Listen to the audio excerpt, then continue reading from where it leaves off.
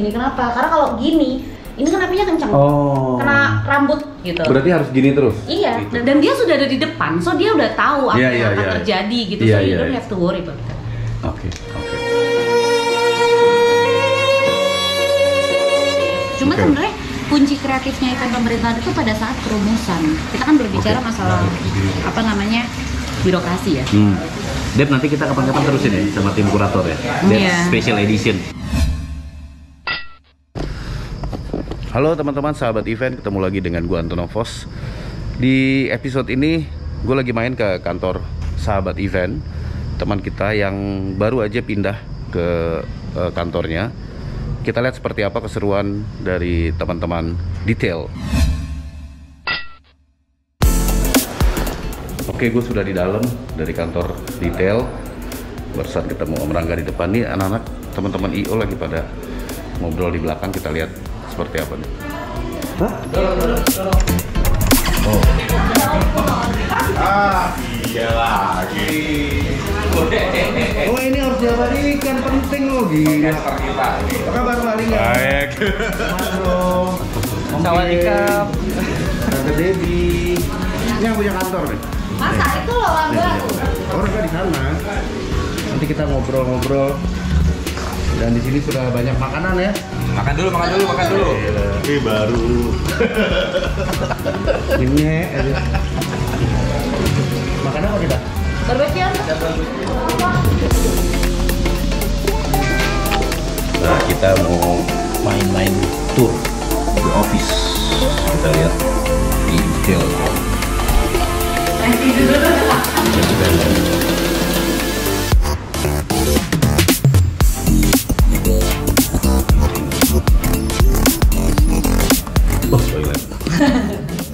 Oh, Ini area brainstorm. Oke, ini buat brainstorming.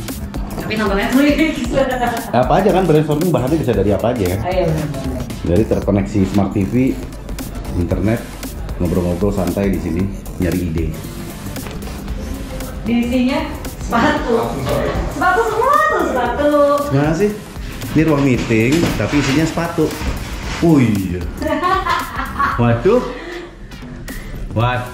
Ingat teman, kolektor. Kolektor jualan ini.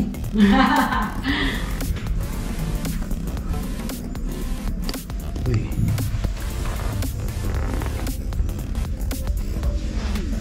Ini limited edition nih. Ben Jerry. Yang mana ini? Yo. Oh. Wih. Ini sampai aneh regoni loh, itu ngatus 1000. Mana lagi sepatu? Oh. Ini aslinya tadinya kamar kali ya ini, kamar. Iya. Tuh koleksi sepatunya. Jadi teman-teman di detail juga berbisnis nih, punya sepatu-sepatu branded. Ini punya anak. Oh, punya anak sneaker branded. Tuh. Ini kalau sampai project habis, COVID datang lagi, udah tenang di tabungan banyak. Tabungan sepatunya banyak ya, Dep? Tergantung, jadi eventnya event apa, baru nanti pilih mau pakai sepatu yang mana gitu. Oh iya. Ini mix and match. Iya, mix and match. Order here. Wih, mantap. Wih, enak ya. Ruangannya dingin ya. Wih, ini ada ini nih. Nih kalau teman-teman tahu nih, dulu Debbie menjadi pembicara nih. Dulu itu Voila event ya kan? Oh ya, Voila event. The Showcase. Ini acara dari grupnya Backstagers tahun 2015 15 ya? 15. Gitu, ada nggak tahun? 17 deh. Oh 17. Iya. Tuh. Wah, gila. Ini sertifikat banyak banget ya. Asian Games Jakarta Palembang Certificate of Organizer Deborah Sharon. Kok nggak pakai H sih, Dep? Hah? Deborah Sharon? Kan formalnya sebenarnya kalau di akte lahir tuh nggak pakai H. Oh, dia ngikutin akte ya? Iya. Di KTP? Di KTP enggak. Oh. Tapi harusnya memang pakai H, jadi salah orang yang bikin KTP gua. Iya. Kalau yang paling rare itu yang ini nih sebenarnya yang paling atas. Ini tuh cuma ada 3 di Indonesia. Satu. Ini apa ini? Ini dari anak-anak dan I proud of it. Oke. Tuh ada logo ini nih, Jaya Raya. Nih yang paling atas itu cuma ada 3 di Indonesia. Apa ini? Itu yang ngasih FCT Flames, itu yang training kita untuk ngurusin torch. Oh. Dan dia memang cuma boleh 2-3 satu negara yang punya. Oke. Jadi kalau kamu udah di training itu berarti kamu sudah bisa ngurusin torch secara properti. Dia di tangan lo apa tuh, Dep? Torch link. Ini Nah. torchnya, the real torchnya.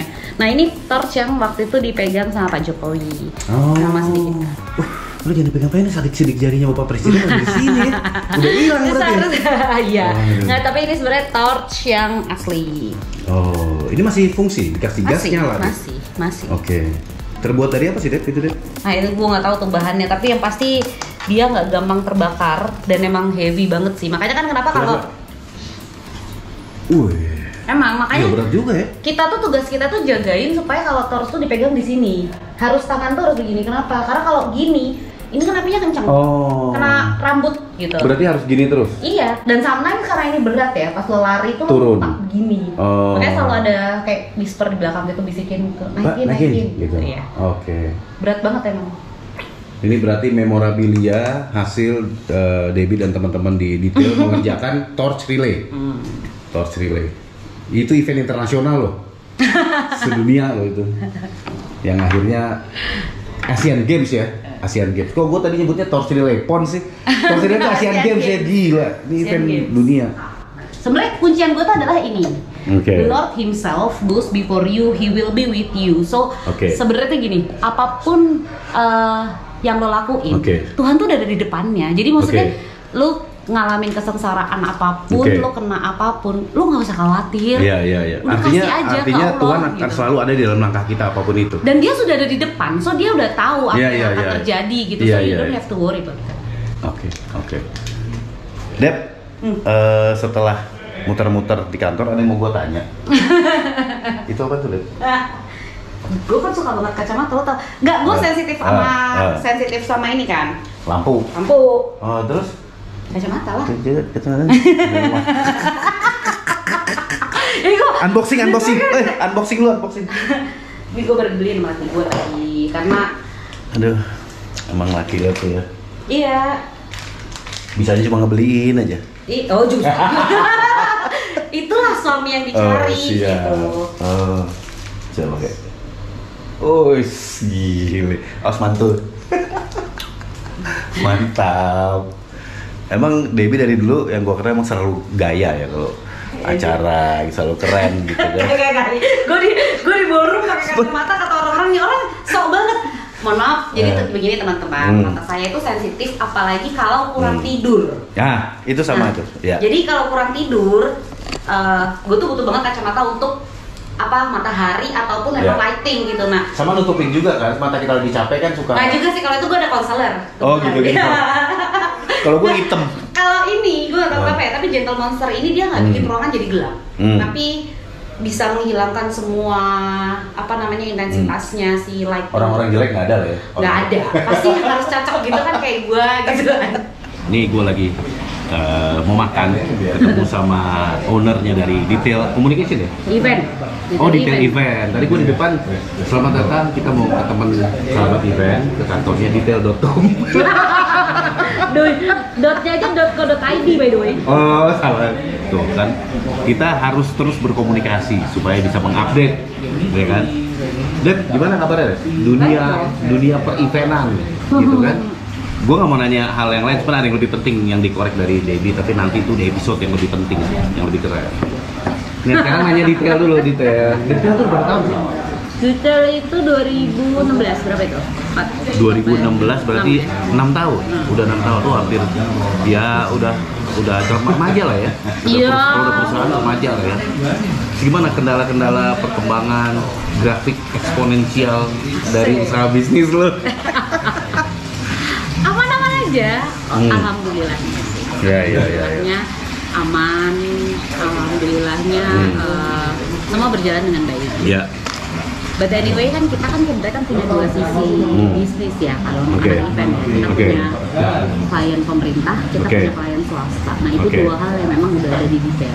Jadi wah ya, itu agak repot ya. Gue terus terang gue membangun event company bertahun-tahun, jarang banget event pemerintahan, sangat jarang. Mungkin di antara 3 tahun satu event kali, dan itu kecil, gitu. Kebanyakan swasta. Jadi terus terang teman-teman, gue baru belajar mengetahui itu ya 3 tahun terakhir lah, baru mengetahui bagaimana event pemerintahan itu apa yang paling administrasinya yang harus itu. Lu nggak bisa mengecilkan salah satu. Dua-duanya itu punya apa ya? Dua-duanya itu punya strategi yang berbeda. Sendiri-sendiri. Iya. Gue sambil makan ya deh. Makan. Tambah lagi nggak Pak? Ini saus. Terus sate. Dua-duanya itu punya strategi yang berbeda. Dua-duanya punya hal yang ibaratnya ini kecil. Dua-duanya punya ibaratnya concernnya beda lah. Apalagi balik lagi kan event tujuannya apa, strateginya juga pasti berbeda. Nah itu juga sama. Gue pun ngerasa kayak event pemerintahan kayak dulu ya atau sekarang. Gue kayak kurang kreatif gitu loh, kurang kreatif dan biasa-biasa aja. Backdrop doang gitu, maksud gue. Ada sih, ada banyak juga ya? yang kreatif. Cuma sebenarnya kunci kreatifnya event pemerintahan itu pada saat perumusan. Kita kan berbicara masalah apa namanya birokrasi ya. Kunci utamanya dia itu ada di perumusan, dan pada saat perumusannya dia tidak melibatkan teman-teman event, ya kan nggak mungkin. Yang perumusan bukan orang event, Bo, susah. Jadi secara literasinya kurang ya. Jadi kalau ada teman event dia akan dapat banyak input gitu maksudnya. Iya. Jadi kalau perumusannya dia sudah melibatkan, kan apapun soalnya mereka ada nggak sih teman kita anak IO gitu yang masuk ke pemerintahan? Banyak dong. Siapa banyak aja? Dong. Teman-teman event banyak dong. Nggak mungkin kan gue sebut di podcast lu. Itu baru pemerintahan. Kalau Debbie secara khusus gue sangat pride ya. Pride punya sahabat Debbie dari dulu udah ngelihat potensinya, dan sekarang beliau ada di Kemenparekraf sebagai tim kurasi event nasional. Dan itu bagus banget kalau dibahas. Nanti ada episode tersendiri di studio yang keren, ya kan? Karena kalau sampai mengundang teman-teman tim kurator dari kementerian nggak enak lah kalau kayak gini-gini suasana. And gue excuse by the way, gue tuh excuse sama Sekop. Memang saya, gue sampai Mas Sekop aja dong, kurator lain. Excuse sama Santo. Pas waktu mau jadi kurator, ya gitu dong.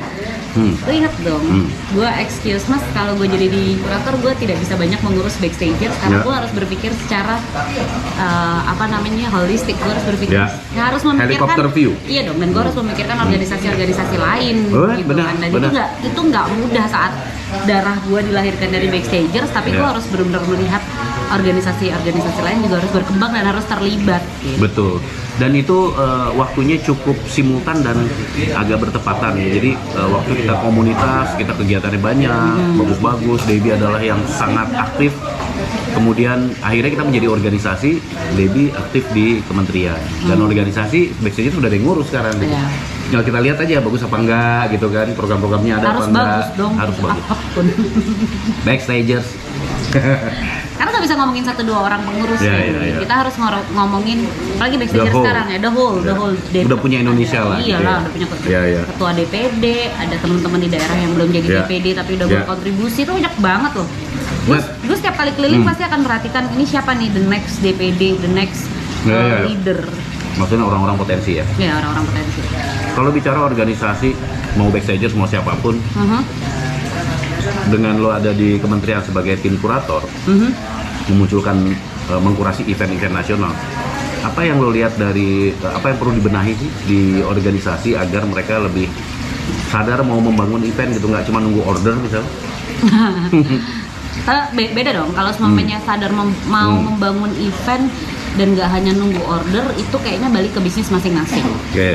Tapi kalau kita berbicara organisasi, organisasi itu seharusnya bisa berdiri netral tanpa kepentingan. Ya sama kayak kita berdiriin Backstagers pertama kali gitu kan. Pertama kali kita berdirikan Backstagers itu kan bisnis kita, siapa sih yang ngelihat IO itu apa perusahaan bisnis kecil? Enggak dong. Itu punya banyak banget bisnis yang besar gitu loh di event gitu, dan melalui organisasi itu adalah kontribusi kita untuk tetap mempertahankan industri ini berkembang. Sebenarnya harusnya pola pikirnya kayak gitu. Bukan organisasi untuk bisnis. Dan yang keren menurut gue adalah perjalanannya pada saat dia Backstage menjadi organisasi. Lo terus ada di kementerian kan? Iya. Lo melihat helikopter view. Artinya secara wujudnya lo menjadi lebih memperhatikan banyak orang dan nasional. Dan yang selalu kepikiran sama gue adalah bagaimana sih membangun ekosistem ini supaya terjadi regenerasi terus menerus dan ekosistemnya itu jelas gitu. Siapa yang nyari kerja, siapa pemberi pekerjaan, siapa yang menciptakan pekerjaan, siapa yang belajar event, itu muter terus gitu loh.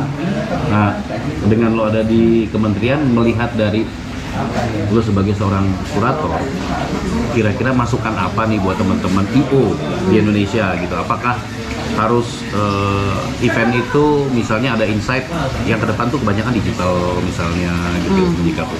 Sekarang ancaman bukan cuma COVID, perang dunia 3, iya kan?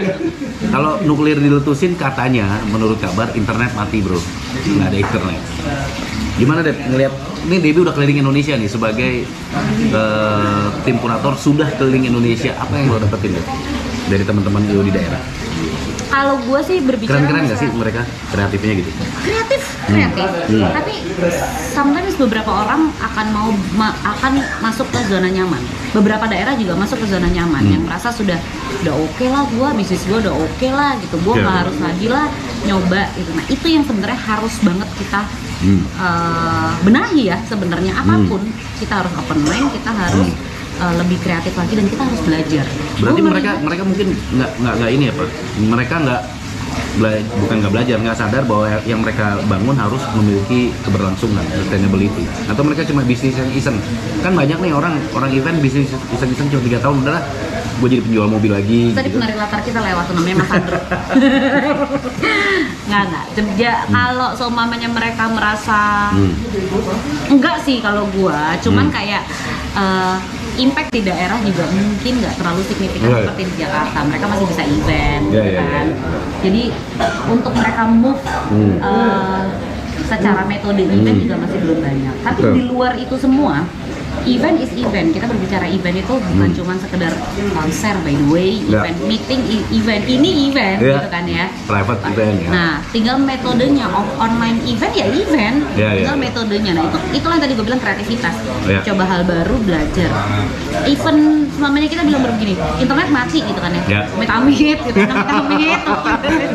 Berarti beneran mati, gue juga takut. Gue juga takut. Gue tidak mau berbicara politik by the way. Apapun yang kita nggak pernah tahu apa yang terjadi ke depan gitu. Cuma tinggal bagaimana kita menciptakan event-event ini lagi. Itu aja sih sebenarnya, dan itu kan tentang belajar sebenarnya. Dan kalau kita mulai lagi sebenarnya nggak dari nol. Nggak dari nol. Itu cuma kan mengendap aja, selama ini mengendap. Semua tujuannya masih sama. Oke. Debbie Sharon, terima kasih banyak. Gue sudah main ke kantornya, makanannya enak banget dan masih mau makan-makan lagi. Deb, nanti kita kapan-kapan terusin ya sama tim kurator ya. Special edition di Epic Channel kita tunggu. Ya, harus banget. Gue udah post lu berapa kali gitu kan. Gue nyari momen. Oke. Nah, ini adalah bulan Maret.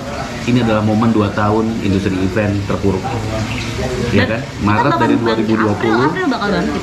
Iya, tapi let's say kita gue akan tetap memperingati itu sebagai kritisi kepada berbagai pihak, bahwa kritisi untuk ayo kita jangan nggak semangat gitu. Ini udah 2 tahun nih, ayo kita membangun kepada kementerian, pemerintahan juga. But anyway, 2 tahun tunggu, gitu. gue benerin dulu. Kita tuh nggak 2 tahun mati by the way. Ini yang harus kita benerin ke teman-teman. Kita nggak 2 tahun mati karena detik event offline nggak bisa. Online event itu kan langsung berjalan online dong. Iya, tapi itu kan metode. Artinya gini, sebagian tapi sebagian mati juga gitu. Karena untuk mereka sebagian kehilangan pekerjaan. Iya, tapi padahal sebenarnya banyak event-event inisiatif yang yang lahir justru masalahnya gara-gara online, pandemi. krunya cuma sedikit. Coba kita Woi, teman-teman freelance, kalau online krunya dikit ya? Kru cuma sedikit kan? Kalau online event, krunya cuma sedikit kan? Krunya dikit.